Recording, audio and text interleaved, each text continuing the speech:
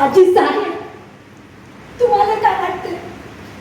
दिवसभर एवढा मोठा कपड्याचा गठ्ठा घेऊन डोक्यावर फिरतो आम्ही.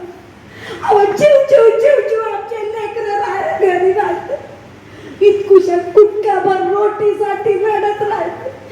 पायाच्या काड्या झाल्या. कंबर झोपायला गेलं होतं आतरून आलं तर देवा सारं अंग दुखते.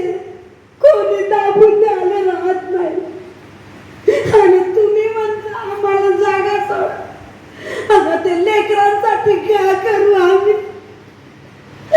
संध्याकाळी दिवसभर आल्यावर उन्हातानातून आल्यावर लेकरं विचार काही आणलं का तुला गावाले? पण असा एकही दिवस नाही ना कारण मी चांगलं पोरायसाठी आणल म्हणून हा कपड्याचा गट्टा घेऊन या पायाच्या काड्या झाल्या साहेब. पण आम्हाला जगणं महत्वाचं. आता तरी जगू द्या साहेब, आता तरी जगू द्या. आमच्या लेकराले असे एक आसरा आहे खाण्यापिण्याचा. जगू द्या साहेब, जगू द्या, आम्हाला जगू द्या.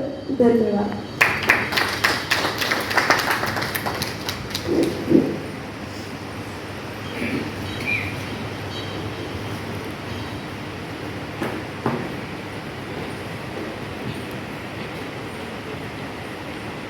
शेवटी प्रश्नोत्तरांना काही अंत नाही, पण कुठेतरी थांबायला हवे.